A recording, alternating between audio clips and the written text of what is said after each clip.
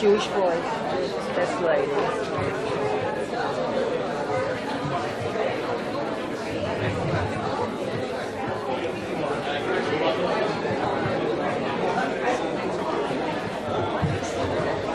Coming.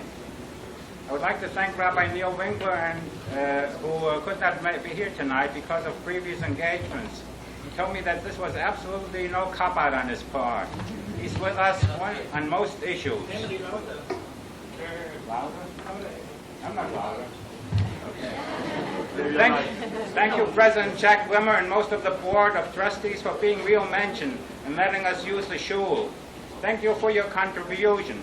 Special thanks also goes to our women, the sisterhood, who very generously contributed to Rabbi Meir Kahane's cause. It has been 51 years since November 9, 1938, Kristallnacht. I saw my shul being burned down by the Nazis. I have never forgotten.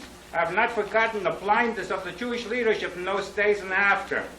In 1947, I was involved with the Irgun Tzvi Leumi, today's Cherud. The main Jewish leadership did not did to us at that time what it is doing today to Rabbi Kahane. Look where Cherud is today. With your help, we will be there tomorrow. Look at the Jewish leadership today. In Hallel it says, they have a mouth and speak not. Eyes they have, but see not. They have ears, but they hear not, etc. That, unfortunately, is the so-called leadership here in Israel today. We need strong leadership. My hero always has been Moshe Rabbeinu. When he saw an Egyptian beating a Jew, he knew what to do. Only through strength can we survive. It gives me great pleasure to present to you the head of Kahane in Bergen County, Cantor Morris Rosenblatt. Thank you.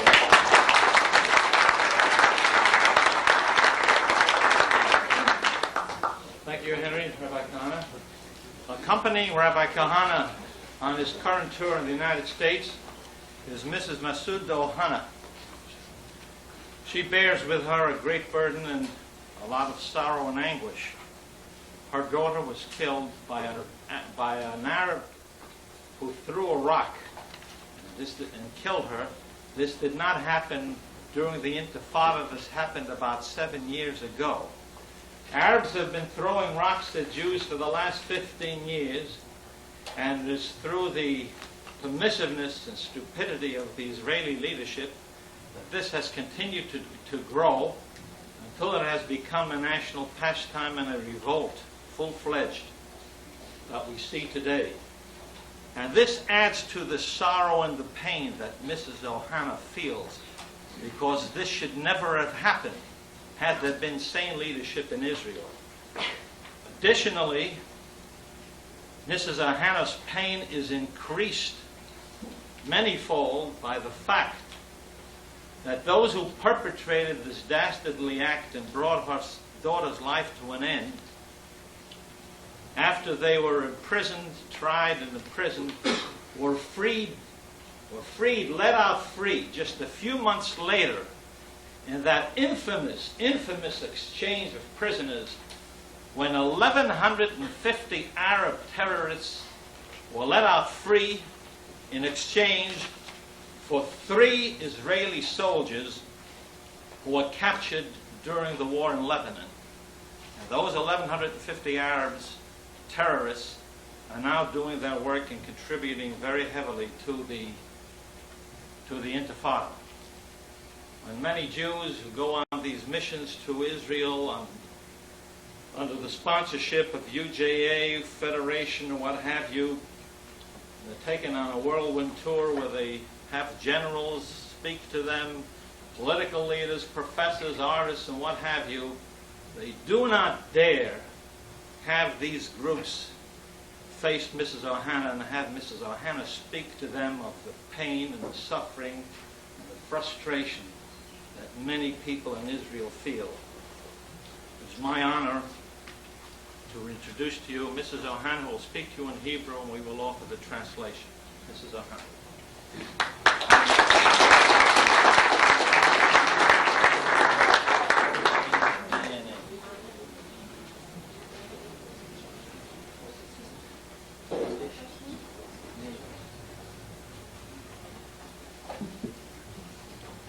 לכם, אני באתי לספר לכם את הכיף שלי, מה עשה לי ערפה, הוסיף לי סמיר, שסחרר אותם. I've come to tell you the pain that has been caused to me by Arafat and all those who are with him. הייתה לי חתונה שלה לפני 10 ימים, ועברה רק לחלק הזמנות מבאר שבע לדהריה. She was to be married in 10 days, and she was delivering invitations from Be'er Sheva to Nahariya. עוד לא הספיקה לחלק את הזמנות, זרקו עליהם אבנים, פגעו לה בראש, הייתה 15 יום בטיפול נמרץ. She had not finished delivering all the invitations when a rock was thrown at her, hit her in the head, and she laid 15 days in intensive care. שמחתי עד שנפלו במשפט צבאי, רכיב צבאי, נתנו להם 12 שנה ולא הייתי מבסוטה. The perpetrators were caught and were given 12 years punishment imprisonment. מסתיים 20 שנה, סמיר שחרר אותם, מסתיים 20 שנה, לא עשו 6 חודשים, סמיר שחרר אותם בהחלפת שבויים. From those 12 years, only 6 months passed, and Shamir made this exchange of prisoners, and they were set out free after 6 months. הלכתי על יד הבית שלו, שמעתי ששחרר אותם, וראיתי בעיניים שלי, המחבלים בחוץ חזרו להורים שלהם, זורקים עליהם אורז, ועשו שמירה, שלא פגעו בהם המשפחות, עלו במטוס. She saw the way these terrorists were freed, those who killed her daughter, and the way rice was thrown at them in celebration, and they were guarded by the police to safety. ראיינו אותם שם, מה הרגתם, למה הייתם בבית סוהר? אנחנו הרגנו אסתר אוחנה.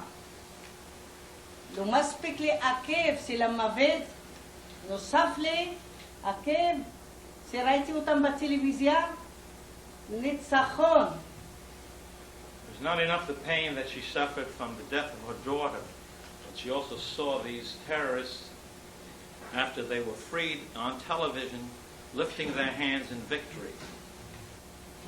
עשיתי שביתה על יד הבית של סמיר, ימים ולילות, ואף אחד לא שם לי לב.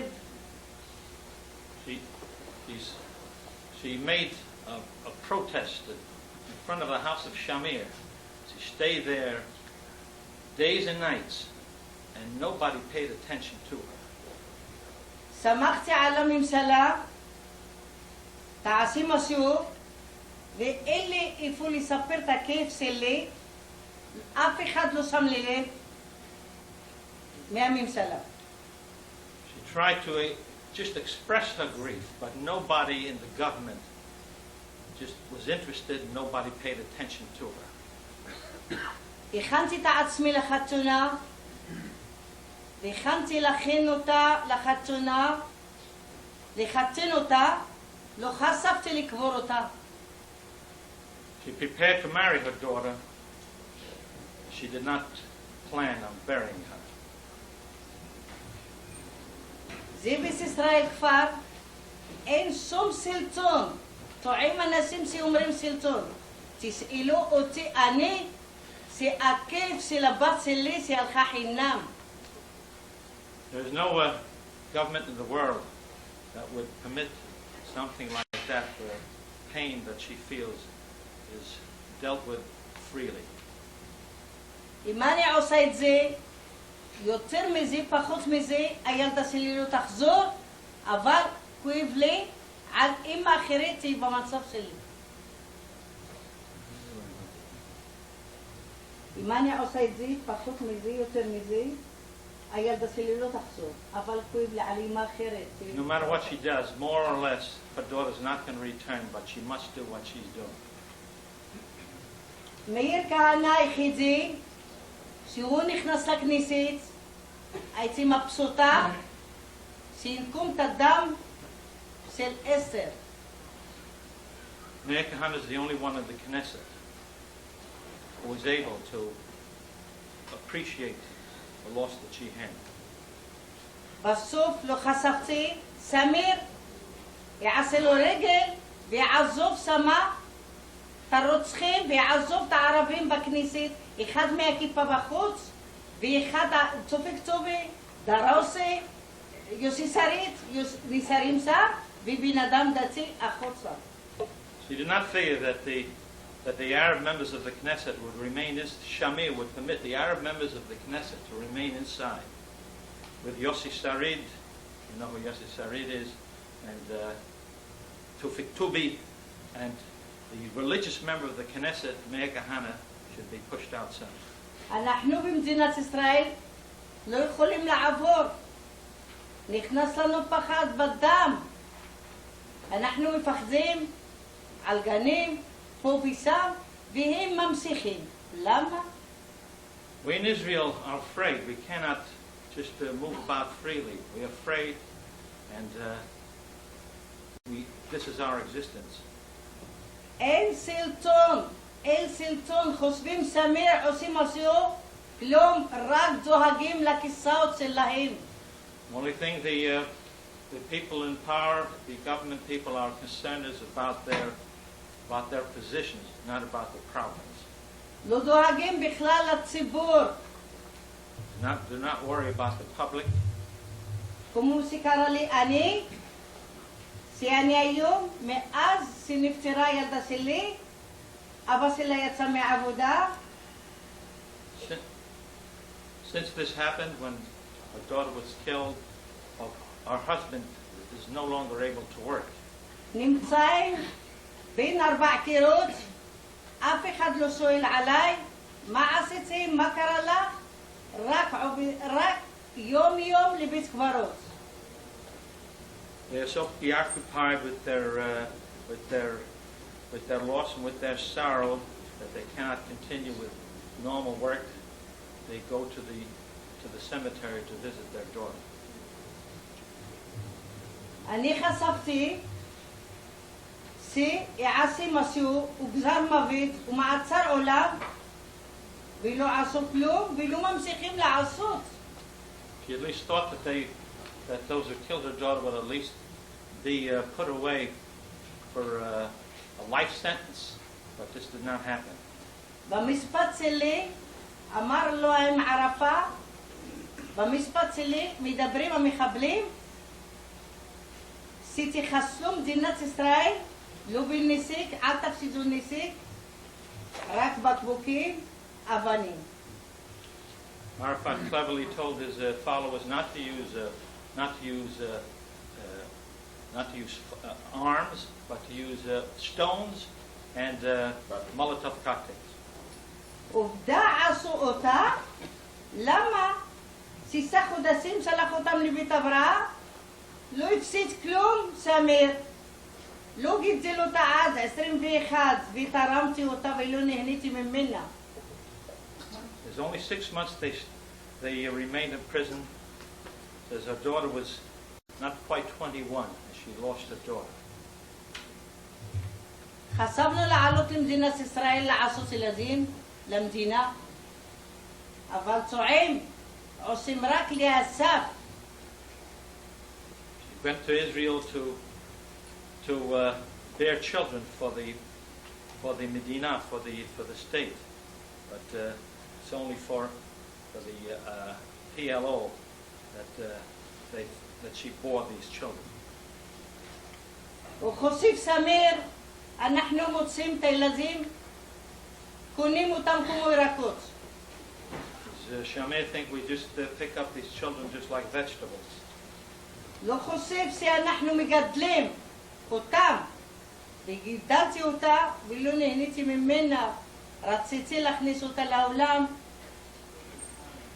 I raised a daughter, and I I wanted to enjoy. וכיף אחרון שאצלי, שאני עוד זוכרת, וראיתי התמונה שעזבה לי, ניסתה תשים נשיא לחתונה ולא לבשה אותה. She wants to remember the picture that was to be about the wedding. השמלה של החתונה, The wedding gown, לבשה אותה ולא... she just fitted it on. She fitted on the wedding gown but never used it. מה שהולך ממדינת ישראל הזוועה היום. שאומרים את זה גזענות וגזענות, הוא צודק הבן אדם. הוא היחידי שהוא לא רוצה אדם יהודי להפקר. תעזרו לו. מהכיף שלי אני אומרת. They say that Meir Kahane is a racist. He's the only one who cares and he's the only one who can help. לא הורגים סתם צרם. מה שהרגו. תודה רבה לכם.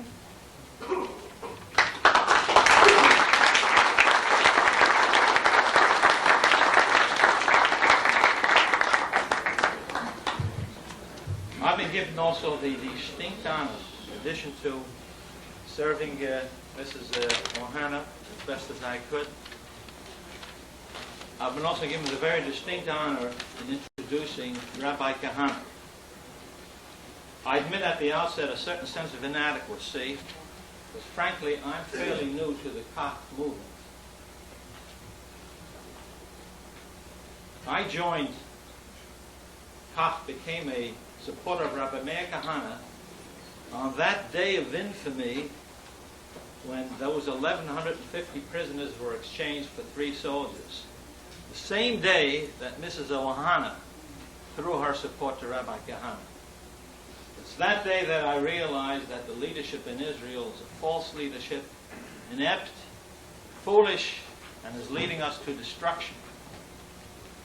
It's not that I did not admire and appreciate Rabbi Kahane even before that, but I had my reasons, so-called, for not supporting him. I won't go into those reasons because I realize now that all of the reasons I used to give are nothing more than a cover for the mind control that the Jewish establishment had over me and prevented me from acting as a free and dignified human being. Whenever I hear somebody who says, I agree with Kahane, but, I agree with 95% with Kahane, but, when they say that but, I take my hat off to the Jewish establishment because they have done a tremendous job in controlling the minds and actions of the Jewish people where we are no longer free. We are subjecting ourselves to a tyrannical rule. And I hope, just like in Europe, people all of a sudden have raised themselves up from this tyranny and they have declared, we are no longer going to be subject to this tyranny. We're going to act like free, dignified, independent people. Do what we want. Think as we feel we should think. The day is not long to come when the Jewish people will rise the same way and throw off this vicious tyranny that's being effected upon them by the Jewish establishment and prevents them from seeing and acting upon the truth. Now, once I became an active member in Kahane, and I began to read very closely and far more carefully the works of Rabbi Kahane, his books, his articles, I began to see a greater dimension to Rabbi Kahane. Not only was he a man who can very succinctly and very wisely analyze the current issues that are of importance to us, I realized that Rabbi Kahane has a lot to say to us about the very philosophy and the very basis of life. I realized that there are things that he has penetrated with his mind, with his knowledge. Rabbi Kahane is a deep philosopher. And he has a lot of things to say about what is life, what is the meaning of existence, what is the value that should guide us in our life, and how can we raise our lives to a higher and more meaningful plane where we can enrich ourselves and live a more rewarding spiritual life. And reflecting even still further upon Rabbi Kahane, I realized there is still a further dimension to the greatness of this man. Rabbi Kahane is a great Talmud Chacham, an outstanding Torah scholar. He is knowledgeable, thoroughly knowledgeable of the Bible, the Talmud, and all rabbinic sources, and coupled with his keen mind and his penetrating analysis, he is most able to delve into passages and texts coming to us from our ancient sources, and with his intellectual honesty, he's able to interpret them for us and give us their true, authentic meaning, where they can guide us and show us the right path in which to go. It was not too long ago, not too many generations ago, when a rabbi of importance had a subtitle. He was called Meir Derech B'Yisrael, a man who teaches Israel the way in which to go. I don't know on which level you relate to Rabbi Kahane. Perhaps you relate to Rabbi Kahane on the level where you relate to him as a man who can give a brilliant analysis of current events, of sociological problems, and show us the way, the proper way in which to adopt in order to come to a proper solution of these problems. Perhaps on a greater scale, you have used the writings of Rabbi Kahane to guide yourselves to a higher philosophy of life. You have been able to moor your own life to the teachings of Torah and of the values that come from our Jewish faith that he has so ably been able to present to us in his writings. As for me, I would like to introduce Rabbi Kahane to you as a Meir Derech B'Yisrael, as a man who can show us the true path in which to go, by which we can be true to our Jewish faith, the path in which to go to bring glory to the people of Israel, Rabbi Meir Kahane.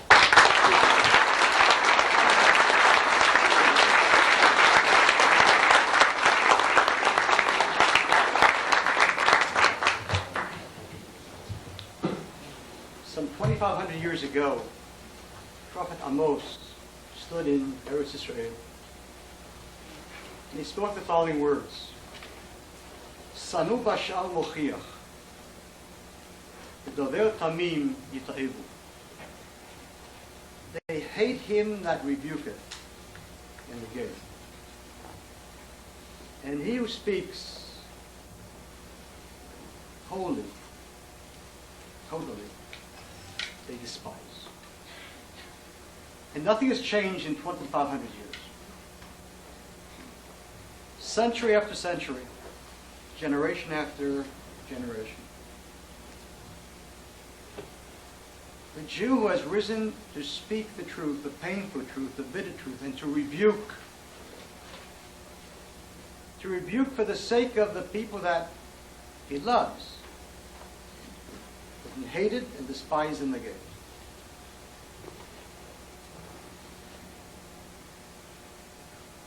Some 50 years ago, Jabotinsky, the tragic figure of our times, a man who raced throughout Europe pleading with Jews to liquidate the exile before it liquidates you. He ran from town to town shouting, Eden, a fire burns. Jews, a fire is burning. Not only did they not listen to him, they stoned him, famed him, libeled him. And he died of a broken heart in 1940 as he saw the beginning of the tragedy that he attempted to warn the Jews against, and they refused to listen to. It's difficult for me to express the pain that I feel, not myself. But for Jews, as synagogue after synagogue, Temples who willingly allow Arabs to speak. Temples who, if Jesse Jackson would approach them and ask for a dialogue, would gladly welcome him, refuse to let me speak.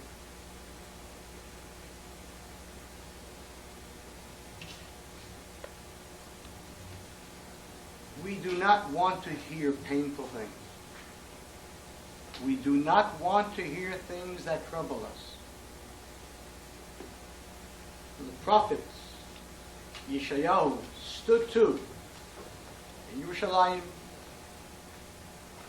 in the first temple. And he spoke of a rebellious people, which say to the seers, see not, and to the visionaries, and vision not unto us true things. Speak to us smooth things, and vision unto us delusions. Smooth things and delusions. That is what we want. And the tragedy arises from that. There is no Gentile problem. There is no Arab problem. There is only a Jewish problem. If we were the people of sanity that we should be, how easily we could overcome the tragedies of our time. On December 9th, the Intifada will have completed its second year and gone into its third. 2 years of an Intifada. It's like hell. 2 years of an Intifada. The same army of Israel, which in 1967, in 6 days, crushed 4 Arab armies, apparently is not capable of putting down rabble and mobs, women and children, for 2 years. Of course, it's not true. The army could put them down in a day if they would allow the soldiers to do what they have to do. But they tie their hands. I know the orders. I served in the army for 13 years. My children served in the army.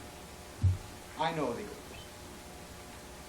The orders are the insane orders. The inexplicably insane orders are that if you're attacked by a stone-throwing mob, you have to shout at them, stand back.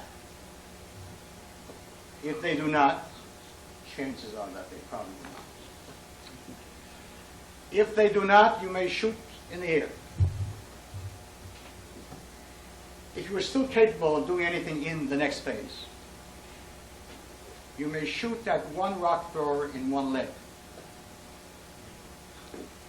If you are still alive, you can then shoot freely.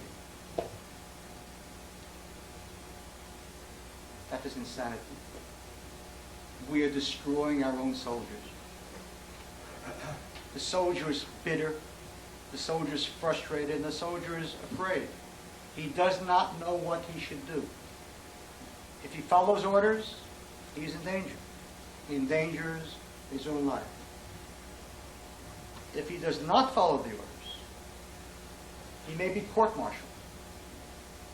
I mean, just last month, a soldier was sentenced to 2 years in jail for shooting 2 Arabs and not following orders.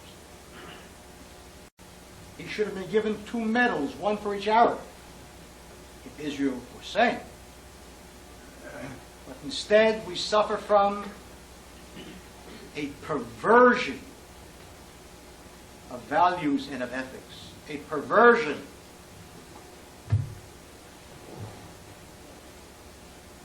It isn't right to do this to the Arabs. It isn't ethical. It isn't moral. A perversion of everything that is Jewish and that is sane. When the rabbis cried out, "V'alogecha Hashkem lo go," if one comes to slay you, slay him first, that is Judaism. That is ethics. That is normality. And when the rabbis cried out, "He who has mercy upon the cruel will someday be cruel unto the merciful. That is ethical, that is normal, and that is Judaism.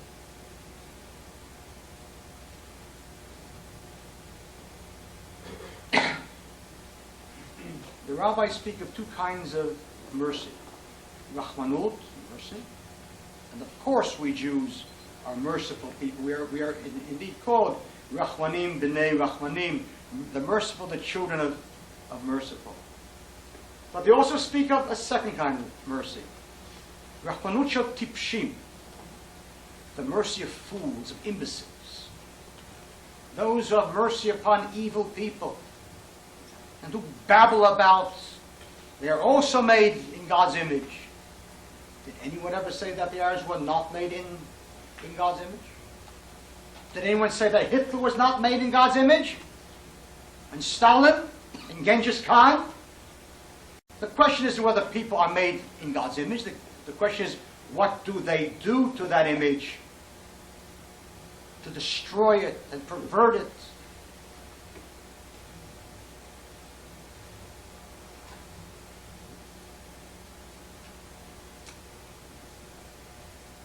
Last February, Dan Sharon, the chief of staff of the Israeli army, held a press conference in which he made the following statement. It is impossible to eradicate the intifada. Now think for a moment.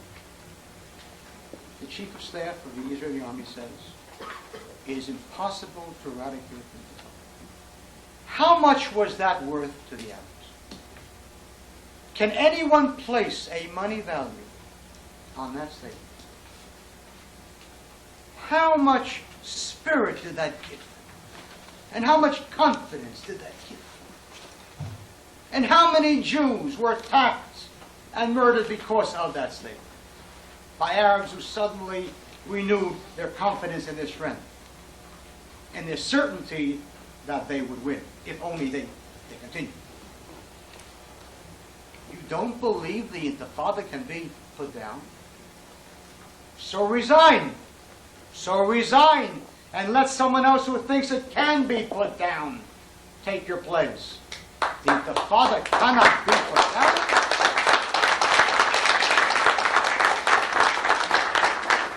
The intifada cannot be put down. Let me be Minister of Defense for a week, and there will be no intifada.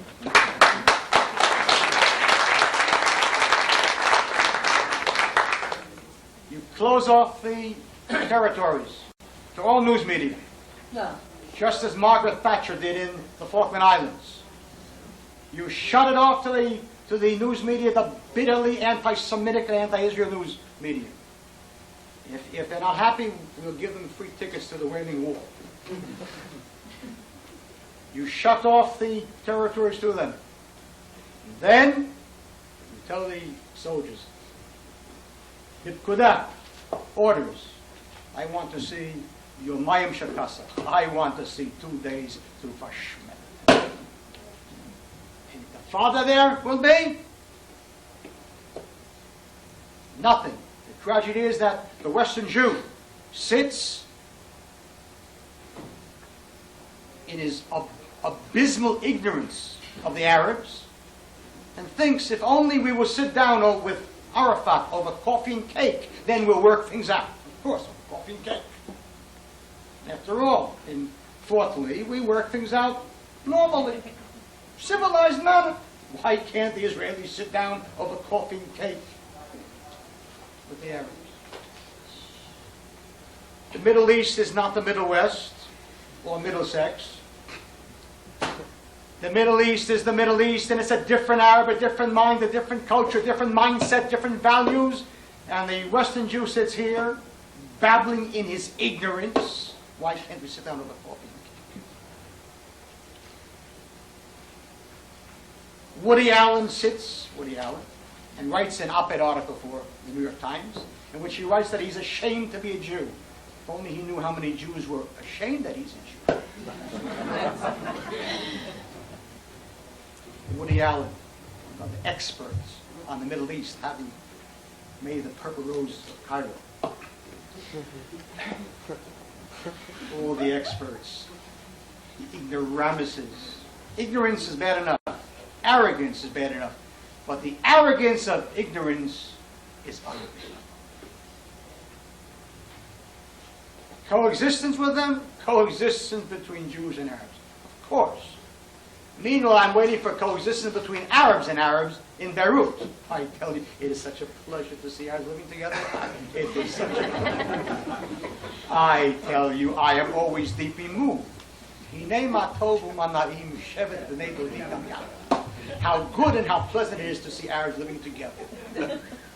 Sunni Muslims and Shiites and Druze and Christians, Hezbollah, Amal, everybody kills everybody else. But of course we will live together with them in peace because we have so much in common.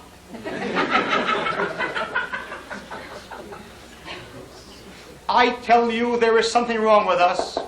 We Jewish people, we're not normal. We need a national couch.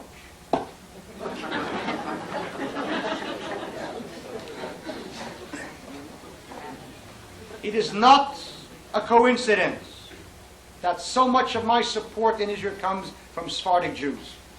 They are normal. They are normal. They did not learn about Arabs at some B'nai Brit seminar. They know Arabs because they lived with them. They lived under them. They fled them. And they never again want to live with them.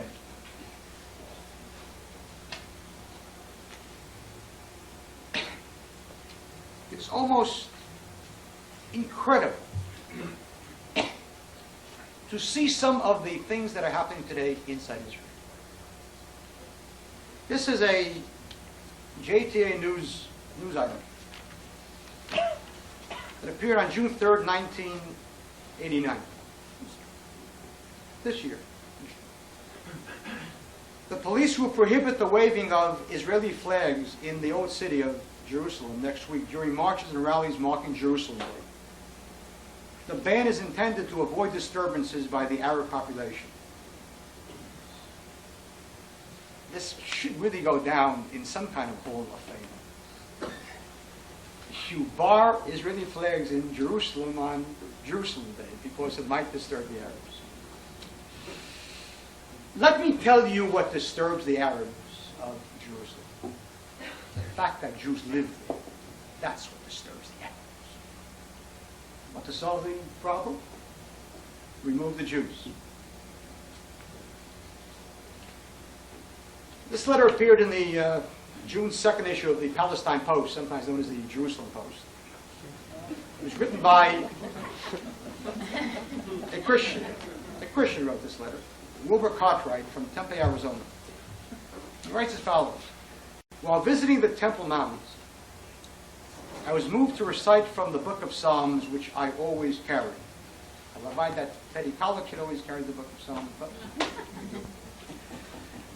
an Arab official and policeman rushed over to me and emphatically demanded that I stop praying. I asked why.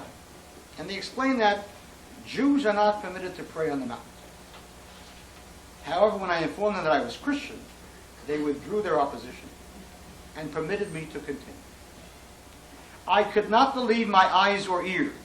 Are Jews forbidden to pray in the site of the temple which King Solomon built?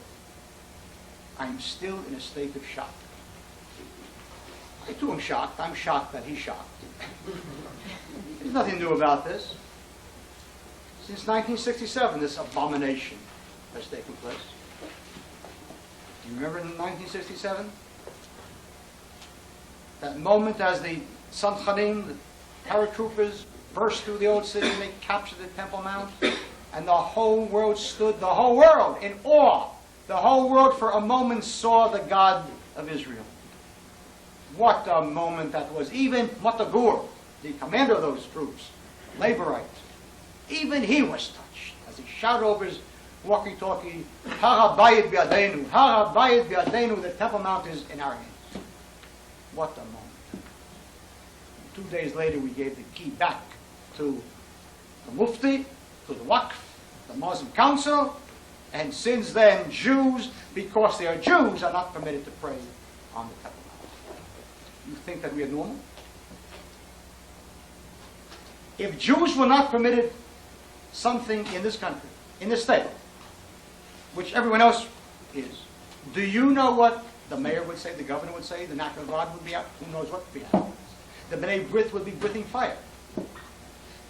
The ACLU would be ACLUing all over the place. But in this Jewish state, the Temple Mount is Judenrein. Judenrein as far as prayers. What an abomination. What an abomination. All in fear that perhaps the Arabs will protest. For 1900 years we had a dream. Every Jew had the same dream. And it didn't matter where that Jew was. Yemen or Poland or Morocco or Russia. The same dream. It was called Shivat Sion. To return to Zion. We all had that same dream. As the Jew sat in his ghetto or in his shtetl, in fear, in terror, in degradation, he dreamed that someday he would come home and have a state of his own. He'd be free of fear, and free of the terror, and walk tall and proud and free. Thanks to God's mercies, we have a state. And Jews are not afraid. Jews are not afraid. Jews are afraid today to walk to the Western Wall, through Shar Shem, Damascus Gate, through the Old City. That's what is today. Jews are afraid today to go to the Mount of Olive Cemetery, where parents are buried.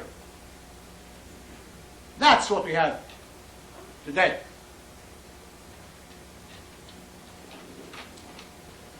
February 24th, 1989, headline, Parents fear to send children on school trips to Jerusalem. When I formed the Jewish Defense League in Brooklyn, it was because Jews were afraid in Brooklyn. And they had every reason to be afraid in Brownsville or East New York or so on. But I never dreamed that I would go to Israel and find Brooklyn. Because that is an abomination. Our own country, our own state, our own army, our own police, our own sovereignty, and Jews are afraid. Is one Arab afraid there? Is one Arab frightened to go anywhere? They go anywhere and everywhere, anytime, morning, noon, night. And we're afraid. We're afraid.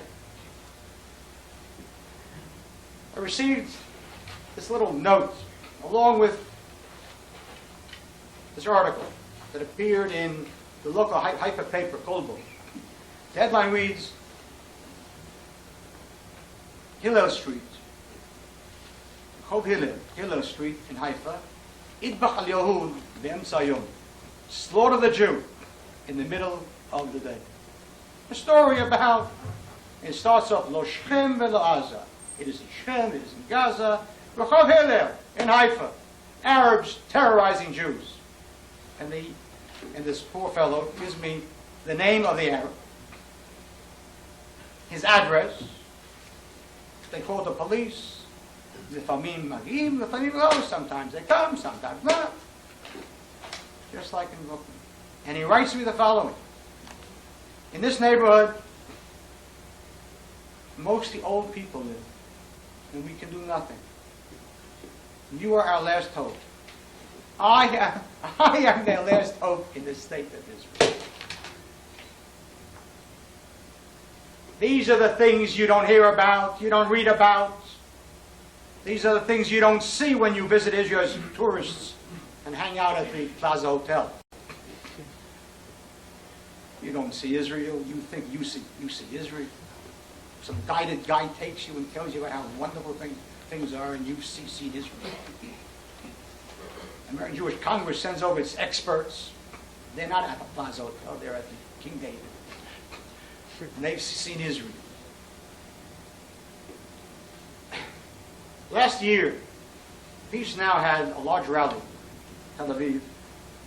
Dan Almagor is one of the great entertainers, one of the leading songwriters and entertainers in Israel. Dan Almagor spoke at this rally and he said the following in his speech. We had better prepare for ourselves the glass cages in which we will sit when they judge us for what we have done to the Palestinian people. I put it to you that this is a diseased mind. This is a diseased mind. This is a sick person. The glass cages, Eichmann and us, that's the parallel. Eichmann, who massacred innocent Jews, and we who face Arabs who, if they would win, would do to us what Eichmann did, and that is the comparison. A diseased mind. Is there one Arab who would ever say this in the Arab world about the Arabs for what they have done to the Jews for 70 years? And then he wrote a poem. He's a great poet. Not to be confused with Shakespeare, but he wrote the following poem. You, the soldiers of every corps of a unit, look your commander straight in the eye and say, no, we won't shoot at children. These children want to live with dignity as a free people in their own lands. Of course, that's all they want to do. The Arabs just want to live as free people in their own land. On August 24th, 1929, there was no Israel. There was no Jewish state. On August 24th, 1929, in Hebron, the Arabs rose and in one day massacred 67 Jewish men, women, and children. Now, what was bothering the Arabs in 1929? I never knew until Peace Now explained it to me. Now I understand. The reason why they massacred Jews in 1929 was because we didn't give them back the lands of 1967. Now I understand. Now I understand. Oh, to be as clever as Peace Now. Between 1936 and 1938, 3 years there was an intifada. 3 years of pogroms. 510 Jews died. Murdered. What is about the Arabs in 1936? I never knew. Now I know. Now I know. Now I know. If only we would have given up the lands of 1967, nothing would have happened in 1936. Now I understand. And in 1967, when they had all the lands that they now say they must have back, or else there will not be peace. Why did they go to war? If someone has East Jerusalem and he goes to war, it doesn't take too much of a genius to realize that he may want West Jerusalem. Maybe. And West Haifa and West Tel Aviv and West Akko and West everything. Get one thing clear. They're not interested in the occupied lands of 1967. They are interested in the occupied lands known as the State of Israel. They don't want peace, and there will not be peace. And I want peace more than anyone sitting in this room, because I don't live in Fort Lee. I live in Israel. My children live there, all of them. My grandchildren, all of them. They serve in the army. I want peace more than anyone wants peace. Even more than Woody Allen. But I'm not the fool. Wanting something and getting something are not necessarily the same thing. They killed Jews back in 1920. They killed Jews in the 30s. They killed Jews in the 40s. They are killing Jews now. They don't want peace. And I have no peace plan. And nobody has a peace plan. And if anyone comes to you from left or the right and says, this plan will bring peace, run away. He's a charlatan. He's a demagogue. If you really want peace, keep Shabbos, put on tefillin, the Mashiach will come, then there'll be peace. Before that, Habibi, forget about it. I want survival. I want to live. I want survival.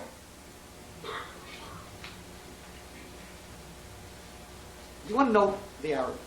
Do we want to begin to understand the Arab mind? You recall the tragedy with bus 405, which was attacked on which an Arab passenger rose and seized the wheel and drove it over the cliff, and 16 Jews were murdered. 1 month later, another attempt was made on the same bus line, 405. Thank God. This time, though, the driver was stabbed. He'd break the bus, and the Arab was seized. When the police questioned him, he stunned them by telling them that 2 days earlier he had murdered a Jew in Tel Aviv. And they didn't know about it. He took them to a building site near the opera in Tel Aviv. And there, in a construction pipe, was the body. Now listen to the story. Both the Arab who murdered him and the Jew who was murdered, by the way, he was a Jew from Bombay, India, 36 years old. Both were construction workers on the same site. They had lived together for months. They ate together, they drank together, they talked together, slept there. The night of the murder, the Arab hit him on the head, tied him up, gouged out his eyes, and peeled the skin off of his face. There may be 5 people in this room that know this, but all the rest don't. I'm not interested that Peter Jennings didn't mention that. Peter Jennings never bothers me. I never expect anything more from Goyim. It doesn't bother me.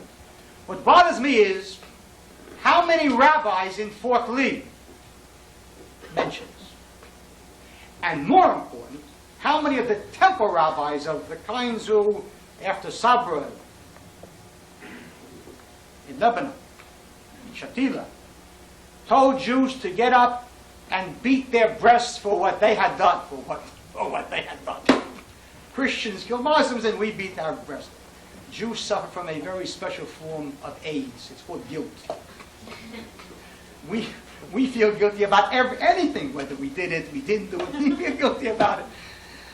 Not the normal people, but how many temple rabbis mention this abomination?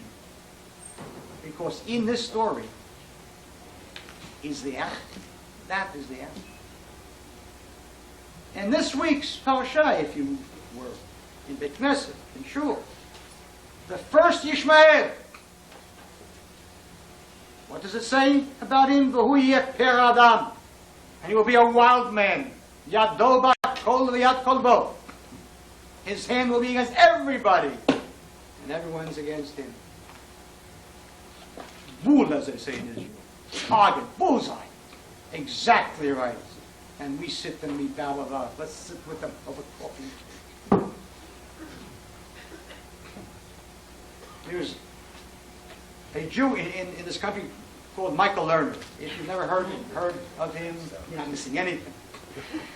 If you have, no chaval, we share together the same suffering.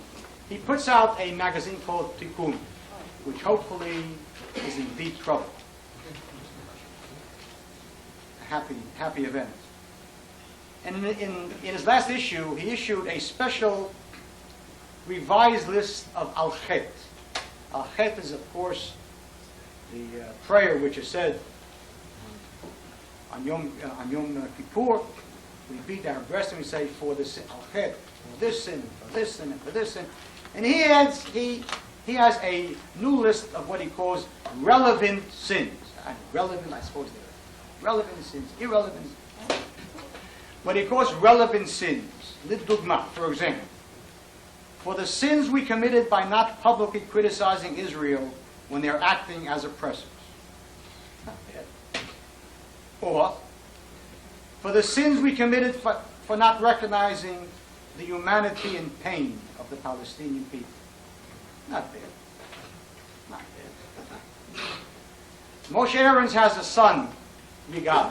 He is a professor at USC, at Southern California. He is an anti-Zionist. He left Israel. He's not only against the government. He believes that Israel as a Jewish state is a racist state. In other words, he says, you're all Kahane. Nice compliment. And he put out a full-page ad back in December of last year. The headline read, "We are Americans and Jews and we are proud to recognize the new state of Palestine." And Moshe Aaron's son, the operative paragraph in this whole ad. It's a long, long, long ad. We believe the time has come to normalize the U.S. relationship with Israel. A complete re-evaluation of what has become since 1967 the American sponsorship of Israel is required. The unprecedented amounts of economic aid should be cut back. Furthermore, the considerable military assistance should also be radically reduced. Nice. You think that there is one Arab in the whole Arab world who would ever write such a thing about Arabs? Of course not, because they are normal too.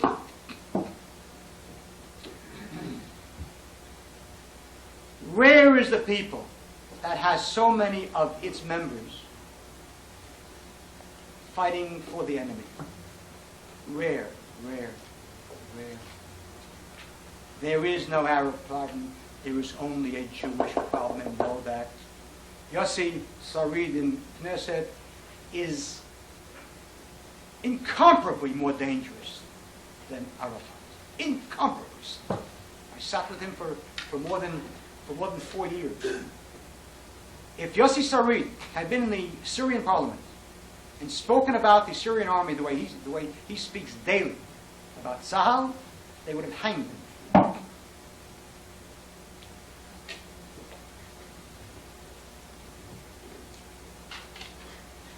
So what has to be done? What has to be done is, first of all, that we have to have the courage to break with the incredible Jewish leadership.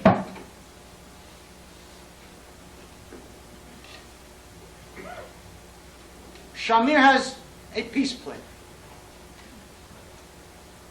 And everybody says, you see, that's a good peace plan. It's better than Shimon Peres, who was Shamir's. What is the difference between Peres and Shamir? The moment you mention elections, he wants elections. If there will ever be elections, the PLO will sweep the boards. It takes... Is there anyone who believes that the PLO does not represent the overwhelming majority of the Arabs there? Of course they do. My 8-year-old grandson knows that. My 73-year-old prime minister refuses to see it. Of course, elections, they'll sweep the boards and then say, it was your elections, it was your democracy, and we won. And then what will Shamir say? The next step will be autonomy. And autonomy is a half a step away from independence. No elections, no autonomy. The only solution, if we want to save our state and our people, is the Arabs there must go.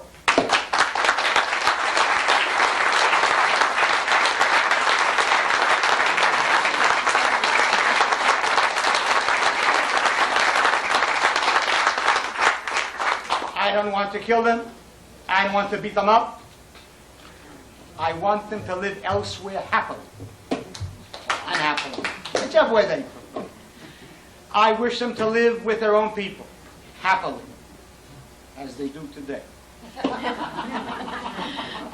I want them out because if they are not out, we will be out. They will never allow us to live. We will face a holocaust of hatchets and knives.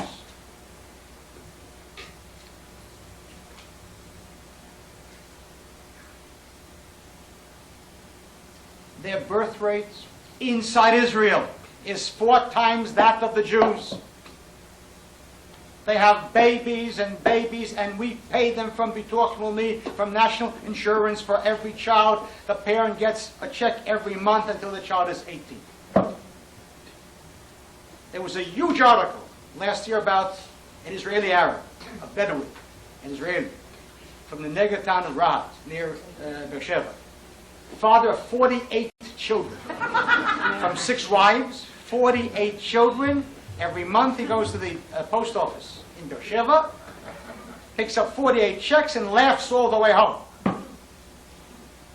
What normal people subsidizes its own suicide? No normal people does that, ergo, we are not. They have babies, and we have abortions because after being Jew, my body, my body, my body. 30,000 abortions a year. Jews. Arabs don't have abortion because it isn't allowed. Not that it's allowed in Judaism, but after all, Jews are free spirits. Not only do they have babies and we do not have babies, there is no aliyah today. What aliyah? It's a joke. Sad joke. Aliyah. How many Jews are going on aliyah from Fort Lee or Fort Grant? For anybody. The Jewish leaders are going on aliyah.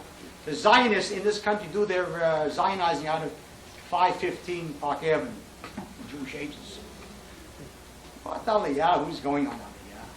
Hertzberg is going on aliyah. On the contrary, they are leaving Israel.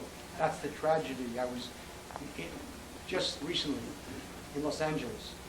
175,000 Israelis live in Los Angeles. That's an official count. All the others that are not legals are not counted in there. What a tragedy, what a tragedy. People in Israel are bitter and frustrated and angry and afraid. They're afraid. They don't know Meir, what is going to be. So the question is, how many Arabs will there be? Forget the territories inside Israel in 10 years.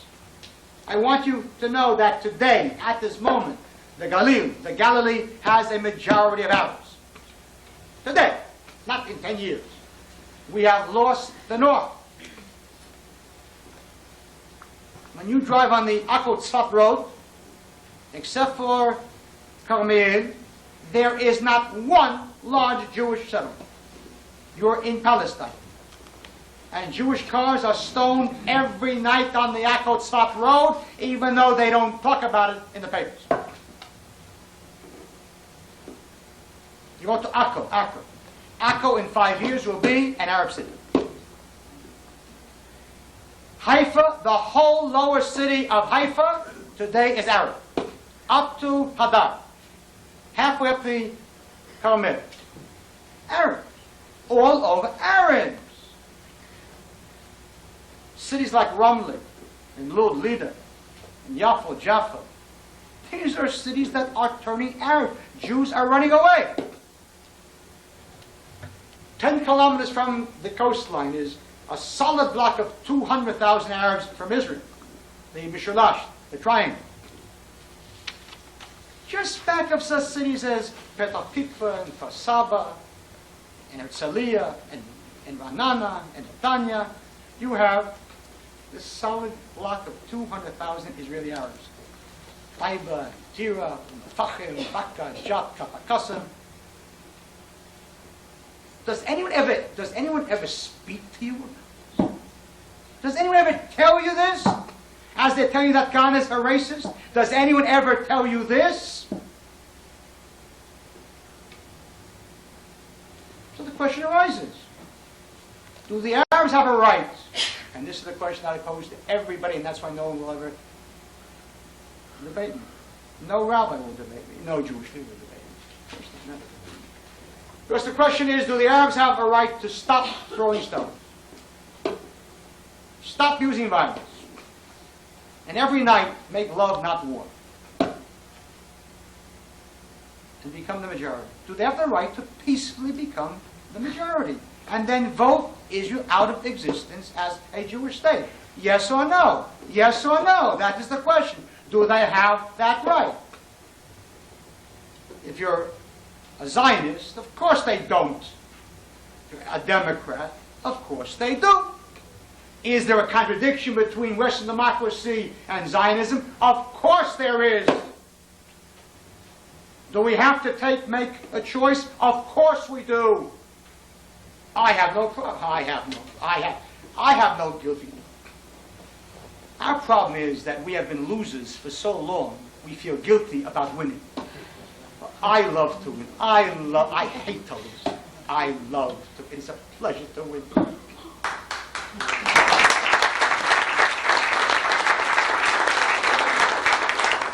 I think living is so much better than dying.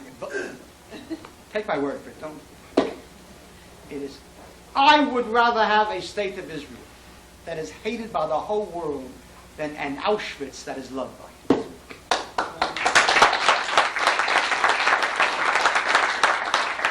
I have no problem. I want a Jewish state. I certainly am ready to give democracy to every single Jew, even those that I don't like, of which there are quite a few. But every Jew, democracy, yes. But to give democracy to people who, if they could, would destroy me? No. I'm not a fool. I'm not a fool. Our problem is that liberals have contempt for human beings. They say, if only we would raise the Arabs' living standards, electricity, indoor toilets, then they'll sit quietly. You don't buy a person's national pride by giving him indoor toilets, electricity. People have national pride. You don't buy a person's national pride. Liberals think that every single problem, the same solution. Throw money at it. The Arabs want to live in their own state. They are not living in their own state. You think that there's one Arab in Israel who enjoys living in the Jewish state? How many people here would like living in Jerry Fowler's Christian state? That's exactly the number of Arabs who enjoy living in the Jewish state.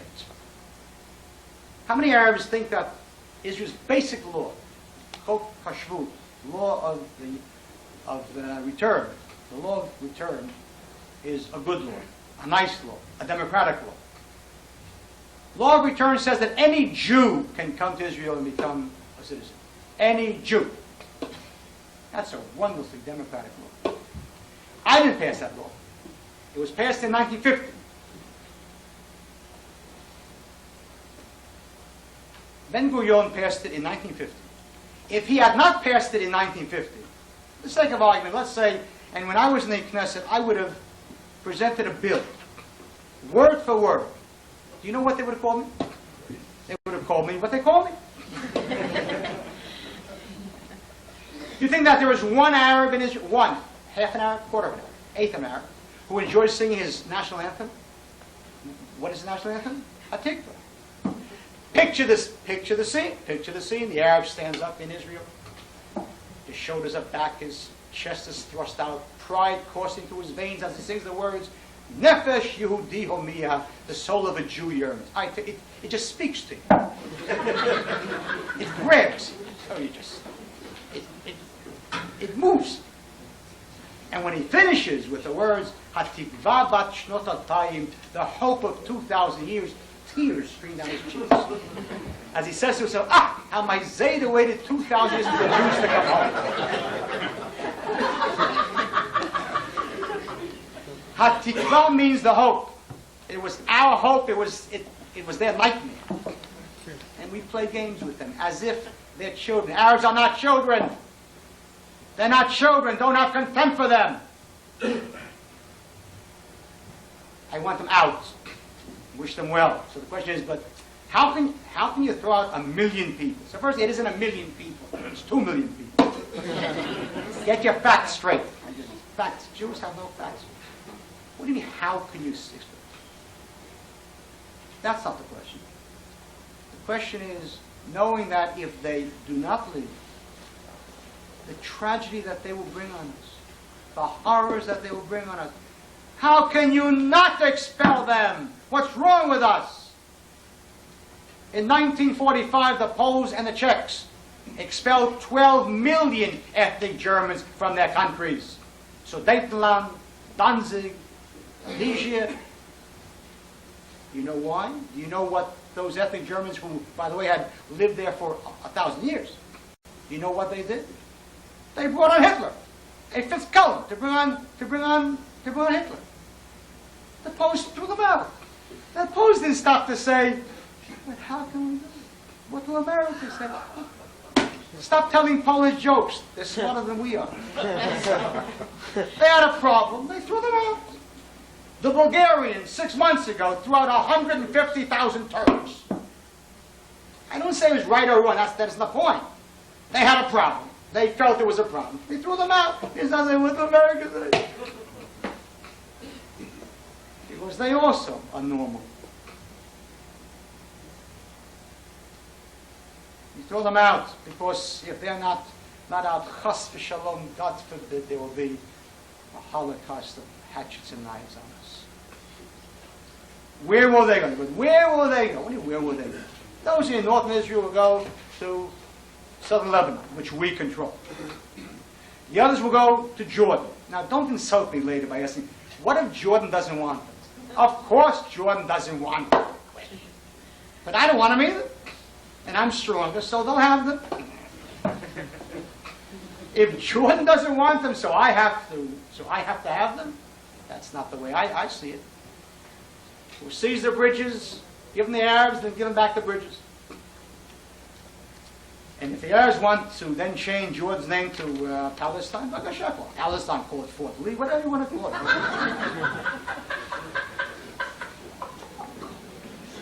What in the world makes Jordan legal? What makes Jordan a legal country? Do you know Jordan's origins? When the League of Nations gave the British a mandate to create a Jewish state on both sides of the Jordan in 1919, the British in 1922, by fear, as the British do, they cut off the East Bank and gave it to the grandfather of this present dwarf, Hussein. And they created Transjordan. It wasn't legal. It was a violation of international law. They violated international law. It's an illegal state. So if Arafat wants Palestine, Bakasha. But one thing has to be clear. They started 4 wars with us. And they lost 4 wars. Winners don't give up land. Winners win and losers lose.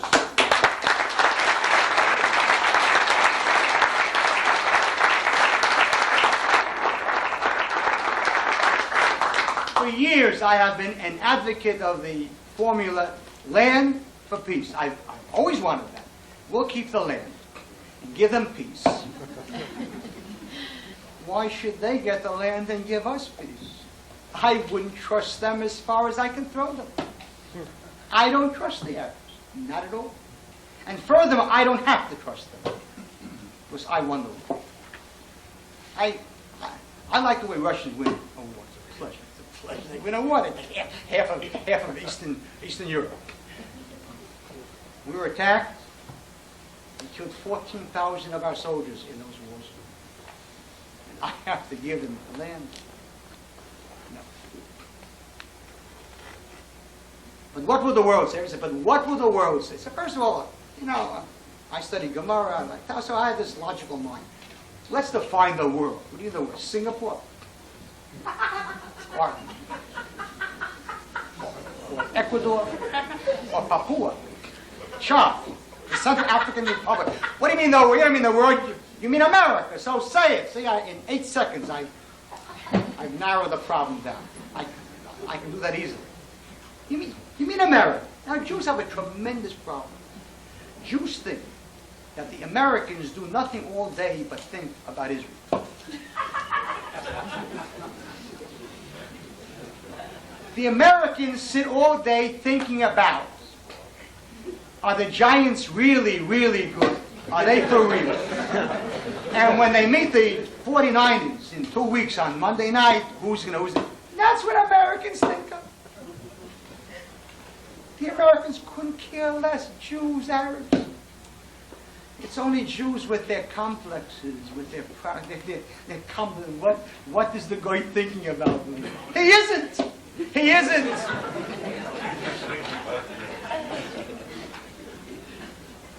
Secondly, what kind of a mind is it that thinks that America helps Israel because Israel is good? Countries don't help countries because they're good. Countries help countries for one reason only, out of self-interest. That's poli-sci 1.11111. One. America only helps good countries like Franco's Spain, Salazar's Portugal, the colonies of Greece, South Korea, Taiwan, Saudi Arabia, democracies all. America doesn't help Israel because it is good. America helps Israel because it believes that it is to its own self-interest. America's interest is to have a strong, a stable, reliable anti-Soviet ally in that region. Gorbachev, Schmorbachev, they still want an anti-Soviet ally. They have a big choice, a big choice, a reliable ally, either Israel or Abu Dhabi. There is no choice. They have only Israel. So get up off our knees and stop thanking Bush like some southern darky. Thank you, Master. Thank you. What are you thanking him for? He gives and we give. He gets and we get. How much is the Haifa Naval Base worth to the 6th Fleet, which uses it free of charge anytime that it wishes to? How much would that base cost America in Greece, in the Philippines, in Spain? You can take that off the bill. The U.S. Armed Forces have used the Negev now for years as a storage area for hundreds of millions of dollars worth of weapons in case of a war. Where else could they store those weapons, if not Israel? Where? Egypt? It'd be stolen in 3 days. Stop this. The trouble is that Jews have never left Minsk. They never left Minsk. They're still in the same shtetl mentality. You talk like a partner and not like some little serf. Because if I were George Bush and I heard some Jewish leaders talking, we need America, that would be an invitation to me to pressure Israel. We're partners, and that's it. And furthermore, ultimately, in our platform, in the Kahane platform, we call for the ending of economic aid to Israel. That doesn't help us. It hurts us. We have become some economic junkie. He gets his annual fix every single year. Israel isn't a state. It's a shul. What's it with a push? Money from America, money from Germany, UJA. But you don't build a state like a synagogue. You don't build it upon charity. You build it upon a strong economy, and for that you have to dismantle the bureaucrats on their red tape and socialism. You need private enterprise, capitalism. That is what it is.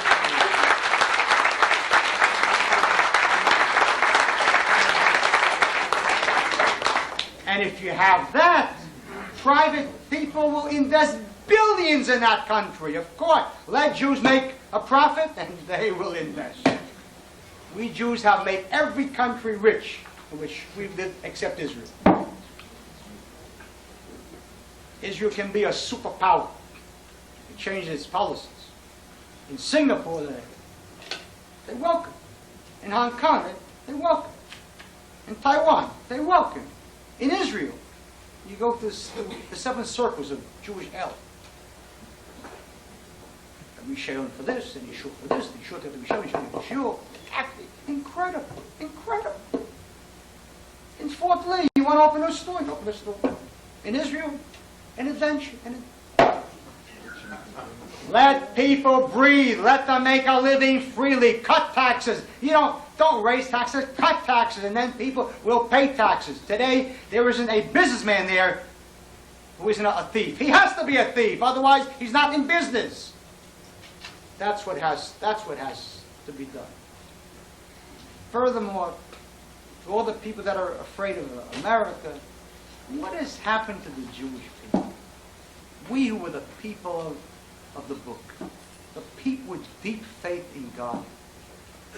We who once believed in the burning bush, and now we're worried about George Bush. What has happened? You think that Israel is an ordinary state? It's not an ordinary state. People that wanders the earth for 2,000 years we did suffering what we suffered and survived and came back to its own land exactly as the Bible says? You think that is an ordinary thing? It's not kacha. No, it's not. You think we win wars in 6 days? It's an ordinary thing. Jimmy Carter couldn't land a copter in Iran properly. In 6 days, we swept through that land, and on the 7th, we rested. You think that's an ordinary thing? Of course it's God's hand. So have faith and a powerful army. Both go together. Faith and an army. That's what the Jewish people is.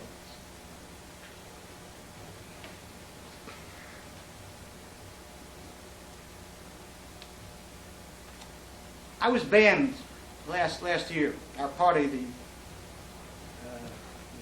movement, Kach movement, was banned, and a moving display of democracy. Tremendous. I tell you, I was awed. Tufik Tubi stayed in the Knesset. Tufik Ziad, an Arab member of Knesset who was also mayor of Nazareth, and who wrote a classic poem in 1973 praising the Egyptian tanks for crushing the bodies of the soldiers, he stays in the Knesset. The Communist Party of Israel stays in the Knesset. And I was there. And not one Jewish liberal in this country raised his voice. Not one liberal. Because liberals are the grossest of hypocrites. They are liberal until their own side.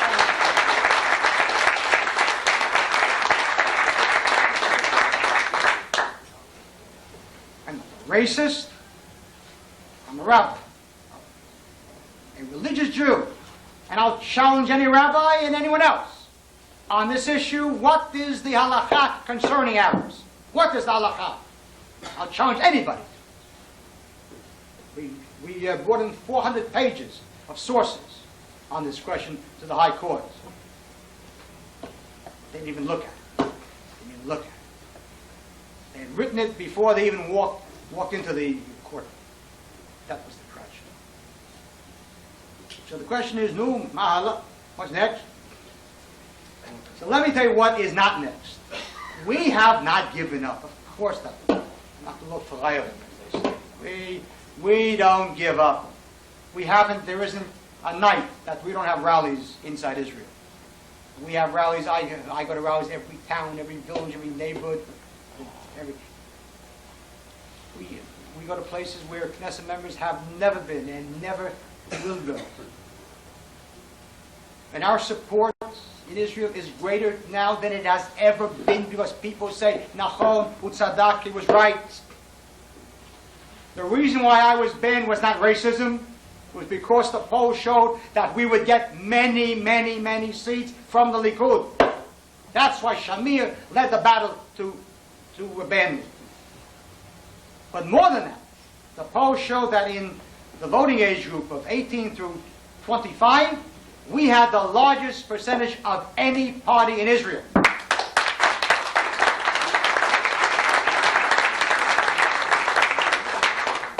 And wait till the high school kids vote. Just like 30 years ago, new generation arose, which only knew Begin, Begin, Begin. Today, the youngsters there know Kahane, Kahane, Kahane. That's the difference.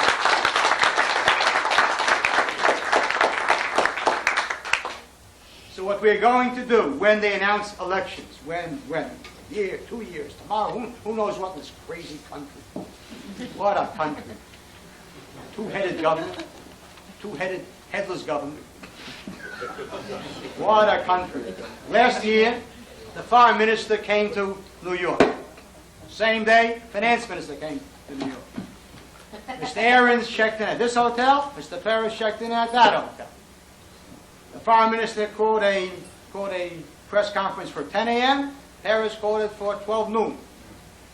Aarons said, we'll never do this. Meir said, of course we'll do this. It was a moving demonstration of firm policy. When they call the elections, we are going to form a brand new party, new corporate entity, and it will have only one plank in it. That's all it will have. We want a mish'alam, a referendum, to decide whether to move the Arabs out. Yes or no, we take no stand because we are basically moderate. Now they can ban that. But to make sure, we're going to run two. One with me on it, and one not. And at the end, one of them will pass. And even if the one which I'm on isn't, bear in mind, you don't have to be a Knesset member to be in the cabinet. But what we really want is a mish'alam, a referendum. The country is falling apart. I sit nights, I don't sleep. I'm terrified. The country is falling apart. And this mafia that runs unbelievable. We want a referendum. A referendum is the purest form of democracy, in which the citizen personally votes. The reason why there is Knesset, or any parliament, is that for practical purposes, the people cannot run government daily. They're busy at work. But when there is a burning issue, a vital issue, then the people have a right, an absolute basic right, to say, on this issue, we want to decide personally. When Great Britain joined the EEC, European Community, it was not done by Parliament. It was done by referendum. The same in France and in Scandinavia. In Switzerland, almost every major issue is decided referendum. In Chile, they just had two of them. This issue, we want the people to go and let them decide. Let them decide. Shall Knesset be dissolved? New election held in which Kach will take part? And let's decide. Shall we give up land, or not only not do that, but annex the territories? Shall we move the Arabs out or not? Let the people decide. I know the people. These posters that say half of them want this, half of them, lo dubim v'lo yar, nonsense. Nobody ever asked anybody in Chatzor, in Or Akiva, in Sderot, in Ofakim, the development towns. Nobody came to them there. And they are the majority. The Sephardic Jews of Israel make up 60% of the Jews of Israel. They are mine. Oh, they are mine. They are mine. Of course, I want that river. And we have, this past summer, handed out in 380,000 homes copies of it. And we had wanted to follow it up immediately with huge rallies in Tel Aviv, Yerushalayim, huge rallies demanding mish'alam. Anachnu dorshim mish'alam. We demand a referendum. Not as a favor to us. We demand it. That's our right. We can't do that if we don't have the money. Large, I can bring down double any rally of peace now. Our support in Israel is so much greater than that of peace now. But why do they bring down those people? They have buses. They come and they take the people from their town to the place and back, from the kibbutz and back. Give us money to have buses, and we'll show you rallies that will outdo anything ever seen inside Israel.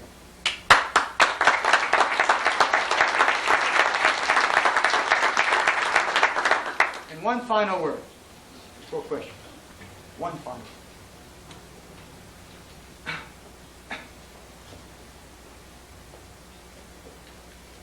Every time I come back to the States, and I was born here, so I'm not coming as Leah. I was born here. I am more and more impressed by the steady and terrible growth of anti-Semitism in this country. It is open today to an extent that not since World War II have we seen such open and vicious anti-Semitism. Let nobody tell you that which happened over there in Europe could not happen. And if someone tells you a Kahane is paranoid, so first of all know that paranoid Jews live longer. That's the first thing. Secondly, I'm not paranoid. I see. I've traveled now in 14 cities on this trip, and I've been on radio programs in every city, and the phone calls that come in are something to hear. Something to hear. It's open, and for the first time, people that support anti-Semites win elections like in New York City. The outrage of Jews voting for Dinkins? Unbelievable. I don't say that Dinkins personally is anti-Jewish. I don't know Dinkins. But if a white candidate would have had as his supporters in his close circle the anti-blacks, the way Dinkins has anti-Semites, do you think one black would have voted for him? Of course not, because they also are normal. 1/3 of the Jews voted for a man in whose inner circle people like Carson, Sonny Carson. I remember Sonny Carson from Crown Heights. We beat up Carson.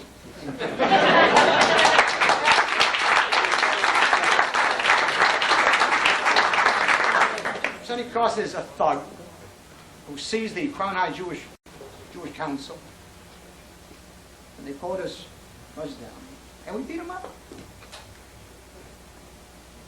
Sonny Carson's vicious Jew hater is in Dinkins' camp, in his circle, or Les Campbell as a teacher, an open anti-Semite. Jews voted for him. That's a tragedy. But it is open today. And as the blacks do it and get away with it, whites will start to do it and get away with it.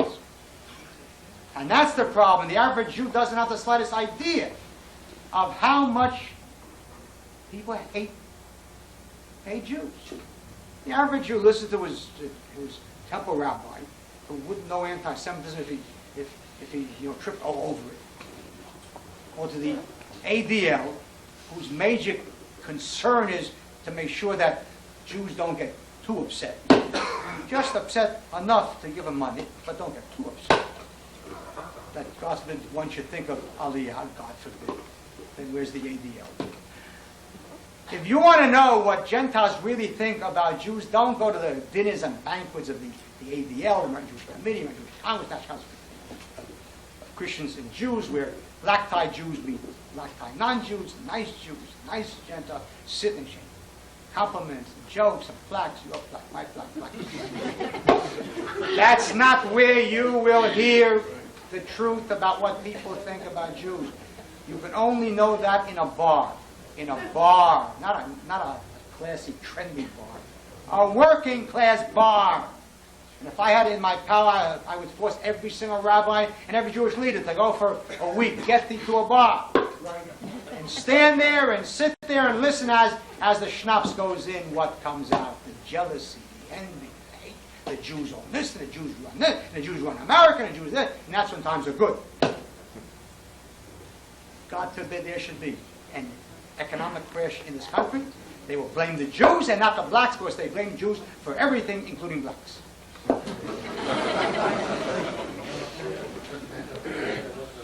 So think very, very carefully before you think that we have finally reached the Nuchan Nachalah. We finally reached the Golden Land.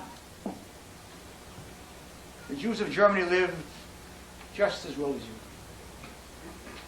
And the Jews of Germany loved Germany more than you can conceivably begin to imagine anybody can love any other country. They loved Germany with a passion. They didn't even call themselves Jews. They were Germans of the Mosaic faith. It could have never happened there, because Germany was not the worst of anti-Semites. The worst of it, Poles, Lithuanians, Ukrainians, Slovaks, Czechs, Hungarians, Romanians, those were the anti-Semites. Germans were the best. Germans were culture, Fichte and Hegel and all the rest. Germany had a Jewish foreign minister, Walter Rathenau, in 1922. America didn't have a Jewish secretary of state till 1972, and that's only because he fled Germany.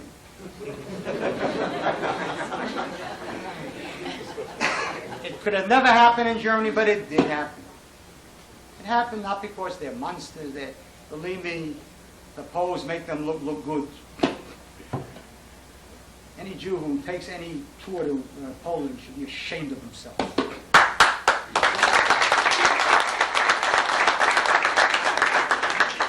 Let them keep Auschwitz. I don't want Auschwitz. I want Israel.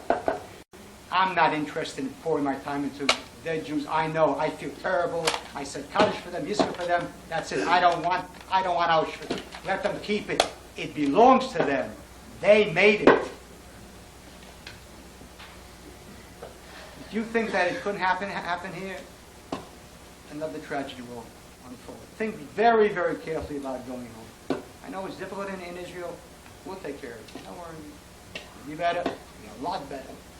A lot better. But think carefully about your future, especially that of your children and your grandchildren. Because this is a great, great country, no question about it. But that which was is not necessarily that which will always be.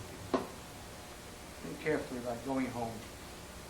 For 2,000 years we dreamed of a state, of going home, and here we have a state. And you can go home anytime. So go home, think about it carefully, because I don't have faith in the future here. This country is in a desperate shape, in economic straits. $3 trillion national debt. That is not a joke. You can't continually borrow. If the Japanese didn't throw in their money here, this country would have gone under. Not so sure that they'll keep doing it. Who knows? The banks have hundreds of billions of dollars of bad debts that will never get paid, and they know it. Think about it carefully. And I want to finish with a Dvar Torah, which I always finish with every single speech, because it is such an important Dvar Torah, such a good Dvar Torah, such a relevant. The rabbis tell us that when God wanted to give the Torah to the Jewish people, so all the mountains came running to him, the highest, tall, lofty mountains. And each one said, give me the honor. I want the honor. Give the Torah on my peak. And God said, no, I have a small mountain. It's named Sinai, and I'm giving it on that mountain because I want to teach a Jew to be humble. Humble. A nice lesson. It goes over well with the AJC. The Ger Rebbe was a very great scholar and also smart. And the Ger Rebbe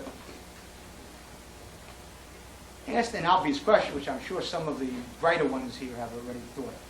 He said, if God wanted to teach the Jews to be humble, why didn't he give the Torah in a valley? You don't get lower than a valley. That's not the lowest you can get. A good question. His answer was even better. He said, because God wanted to teach the Jews 2 lessons. 1, be humble. 2, don't be too humble.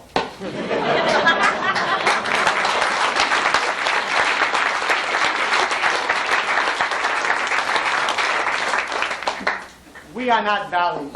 No one steps on us. We are mountains. We're not arrogant mountains, but we are mountains. Faith in God and a powerful army, we will bring the Mashiach speeding and happy in our days. Amen.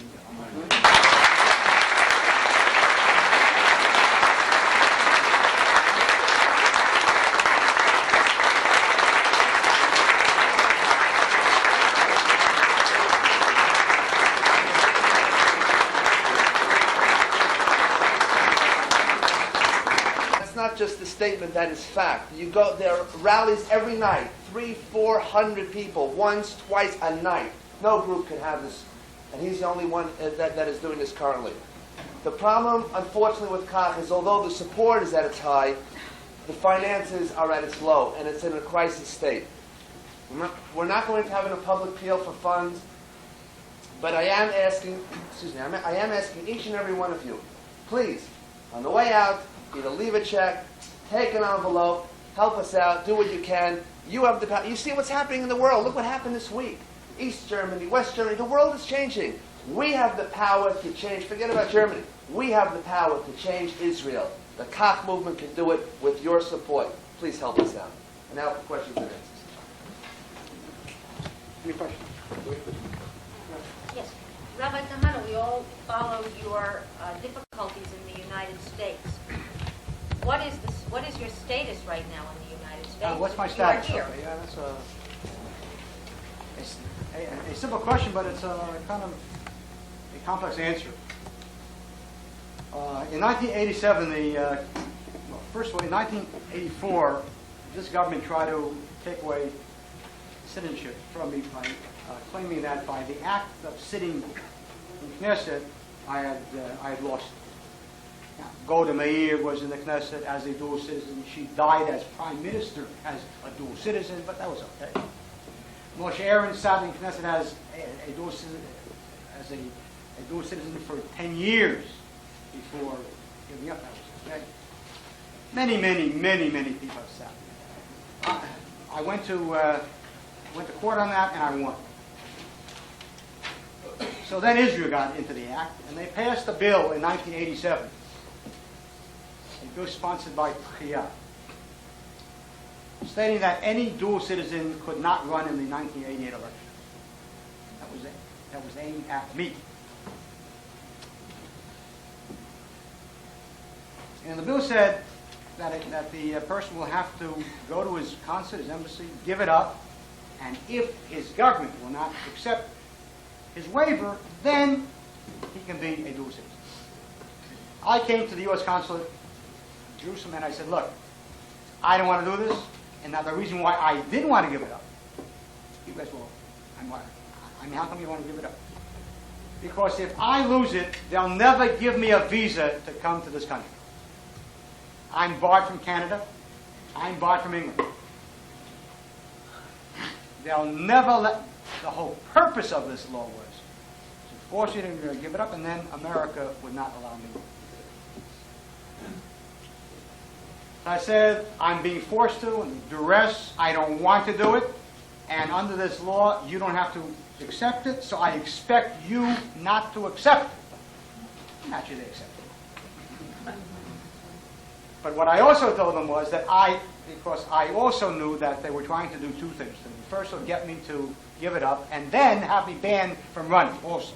So I said that I am doing this only under the condition that I am allowed to run for Knesset in '88. And of course, I was not. So right now, it's in the courts, in Federal District Court in Washington. There is no date yet set for some reason for it. My only problem is that my judge is the same judge who sentenced Pollard to life. It's interesting, pal. I think God is good, difficult but good. Yes, sir. So in any case, right now it's in me. Would you support Ariel Sharon for Prime Minister? Of course not. I support me. And I must say now something about Ariel Sharon. We Jews have a tendency to worship idols. I don't worship idols. I remember Ariel Sharon when I was in the bunker in Yamit. And Ariel Sharon was the Minister of Defense in the helicopter presiding over the dragging out of Jews from Yamit and knocking down of buildings from Yamit. He voted for Camp David. What in the world makes you think Sharon is that? I want a person who is consistent in his thinking. Sharon would like to be my Minister of Defense? Absolutely. But I'll set the tone, and he'll do it. And then I have all the faith in the world. He should be Minister of Defense, and Eitan should be permanent Chief of Staff for life. And then leave the driving to us. Yes, sir. You mentioned that it took 30 years for Begin to get the appropriate support he needed to, for Likud to get into power. I mean, you're now in your 50s. I heard you for the first time when I was a senior in high school on Kibbutz Ein HaNetziv after the Yom Kippur War. When I came to Israel on a program, then they were allowing me to speak at that time, part of the government, or at least unofficially. So my concern is, how many years do you see perceiving that, or realistically, that you'll have some sort of government control that you have no idea? Things are so bad today inside Israel a comparison between Reagan's years and these years. And things tragically will only get worse. And with a heavy heart, I say that that is my best weapon. Apparently Jews need another murder and another murder and another and one more and one more and one more to wake up and say, you know, we better do something. We never learn from the past. Well, today we are learning from what is happening almost every single week. That works in my favor. I'm sorry to say that. I would rather it not be. You won't have to wait for 30 years. Israel is reaching a crisis now within the next few years in which it will decide to go either this way or that way. And that's my greatest regret. I hope that as you're listening to all these answers, you're also writing checks. You're bright enough to do both. And I want to tell you something. I'm not here for a school, a library. If we don't win, I don't want to think about what will happen to Israel and all the schools, all the libraries. You've never, ever given to anything more urgent. So give it, write the check, make out the COP, ACH, and you'll feel better. Yes? I want to bring up something that you didn't mention tonight. After reading your literature in the past, I want to ask you how you're going to be able to save the state of Israel by creating the state of Israel. We have created an infrastructure of a possible second Jewish state in the territory. Our purpose is, hopefully, to pressure Israel into annexing the territories. I don't want a second Jewish state. I have enough problems with the first one. But what we want to make sure is that if Israel will, for some incredible reason, will not do that, there will not be a Palestine. There will either be one Jewish state or two Jewish states, but never a Palestinian state. Now, we have created already an infrastructure. Cabinet with all the various programs, we have stamps, we have currency, which is not being used yet because that isn't allowed. The police have already raided the offices, which is a great sign. That's a sign that it's serious. And we will never fight Israel, never. But if they think that they will pull out their troops, and they think that that will leave the settlers with nothing, that's not true. If the Israeli army will leave the areas, there will be, the next day, a Jewish state in Judea Samaria.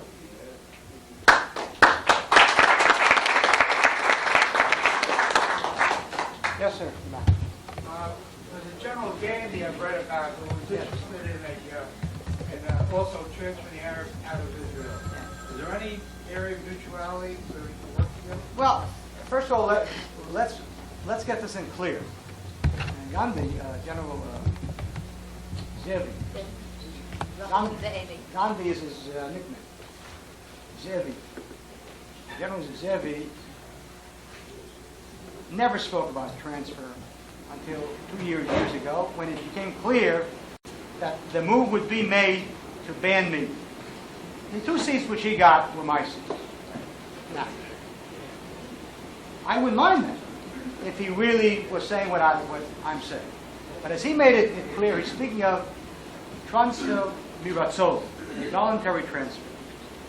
A voluntary transfer is like an Orthodox Jew that doesn't keep Shabbos. You know about voluntary. There is no such. No Arab wants to leave willingly. No. Furthermore, and the worst part is, he doesn't speak about the Arabs who live inside Israel. And they are far more dangerous than the Arabs of the territories. They are citizens. They vote. They sit like this. So certainly if he would adopt this program, we would certainly have something to talk about. But he has to adopt that program. Otherwise, it isn't a meaningful program. One thing good about it is that I want to show you. When I began talking about moving out the Arabs 18 years ago, there was wall-to-wall opposition from left to right. And the opposition was based on moral grounds. How can you even think of such a thing? Because of our pushing, pulling, and plugging today, the concept of transfer is a legitimate concept already. It's a legitimate one. And for the most part, most people are all for it today. Their problem is, can it be done? Is it practical? It's no longer an ethical question, except for the elect. But the average person is all for it. I mean, he says, Alavai that it should be. The question is it feasible? And that's a very different substantive argument than the other one of, is it ethical? Yeah. Yeah, what I wanted to ask you was, since Israel is a democracy, Yeah. and the will of the people will always prevail in democracy, is it not possible that you could become prime minister or MC? First of all, I don't know what they taught you in civics. Democracy is very, very, very, very nice sounding concept. In practice, in theory, it's a democracy. In practice, it's not quite that. For example, Israel has no constitution, no Bill of Rights, no habeas corpus. There's no checks and balances. Whatever the Knesset wants to, it can do it. Now, how do you get elected to Knesset? You don't vote for a person. You vote for a party list. And the party decides who will be on that list. And oy va'oy lecha, woe unto you. If you don't toe the party line, you're not going to be on the list. When they saw the polls, they smelled that I was going to have a lot of seats. And for the future, many, many, many, many seats. They banned me. Now, there's no way that the Likud and Labor, given the present system, would ever vote to allow me under the, as Kahane to run again. Hopefully, if we change the name and do everything else and have a different platform, and legally follow the rules, the High Court will not allow them to do that. I don't know. We'll see. In any case, I don't trust them. I don't depend on them, and I believe that a demand for a referendum is ultimately the only way that we can save Israel, not from the Arabs, but from itself. And that's what we are aiming at. Rabbi Kahane, how do you see the shaykhs of the events of the past week, the Berlin Wall, the Bulgaria change of leadership, as relates to Israel and the top movement in particular? Let me answer you by talking really as a rabbi. As a rabbi. The fate of the Jewish people depends upon whether they will be the kinds of Jews that God wants them to be. And on that there is no escape. That is an iron law. If you walk in my statutes, it will be good, and if not, it will be bad. That's an iron law of Jews. Whatever happens in the world, the rabbis tell us, whatever happens, is there to eventually affect Jews. And it is done to affect the Jewish people. It can affect it for the good or for the bad, depending upon how God moves it. And that depends upon how we act, whether we deserve it. It could be good. It could be terrible. It could lead to a coming together of Russia and this country to attempt to impose something on Israel. Who knows? We're in God's hands, but He's in our hands too.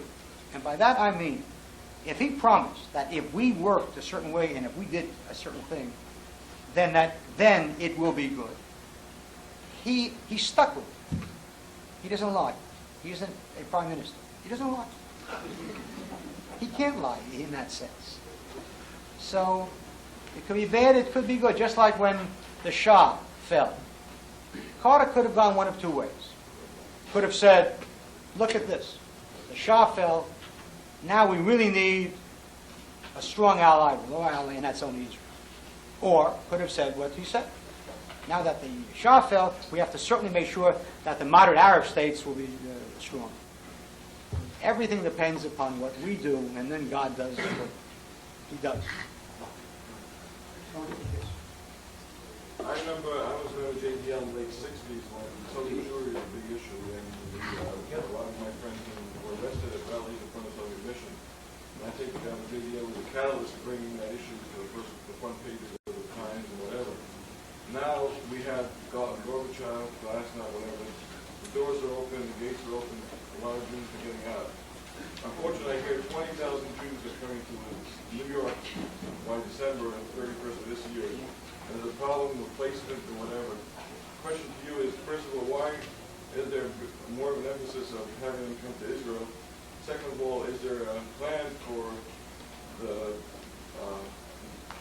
yeshivos or whatever to go en masse to Russia now to begin some Jewish education for the Jews there? Well,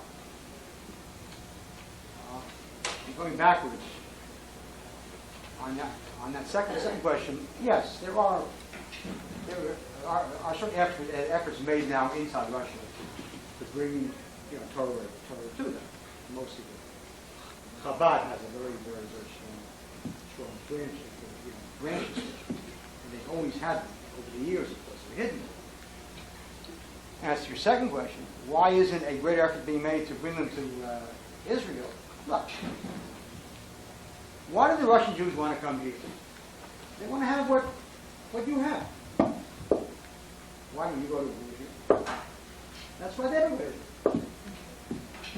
Everybody's worried here. How come the Russian Jews don't want to go? How come you don't want to go? It hurts me, it pains me that they are coming here. Because it's true. JDL raised the issue, they were the first ones to raise the issue, and they made the issue. Of course it pains you. And how can you blame Russian Jews for wanting what everybody else wants, including all the Jews who are leaving Israel? This is our tragedy. This is the failure of Zionism. This is the bankruptcy. This is the tragedy. That Jews never wanted to go to Israel, ever. It's not from Egypt, not from Babylon, not from Spain, and not from Germany. They never wanted to go to Israel. Unless there was anti-Semitism of the wildest kind. So they would try to come here. Now the quota is filtered. So Israel is hoping that they will go there, and they're making plans for 50,000 Jews. That's all. For me, that's nonsense. The Russian Jew doesn't want to go to Israel. He'll take his chance on staying inside Russia for a while. Maybe get to Canada, maybe get to Australia, maybe get next year to America. The last place he wants to go is Israel, because the average Russian Jew there is not very, very Jewish. The best Jews left there. The best Jews left. The others are people that don't want to go to Israel. They just don't want to stay inside Russia. But they're not Jewish-minded Jews. So that's a real problem. If and when the Arabs leave, yes, will there be a bloodbath? I mean, they're not going to go peaceful. Why in the world do you think the Arabs won't go peaceful? If I have a gun and he doesn't. Well, there will be a bloodbath. Why will there be a bloodbath? Well, they're not going to just have stones. Ma'am, if I told you I have a gun, get up, I bet my mortgage house that you will get up. But will they get allies then to help them? Allies where? You mean, which allies? The Arab states?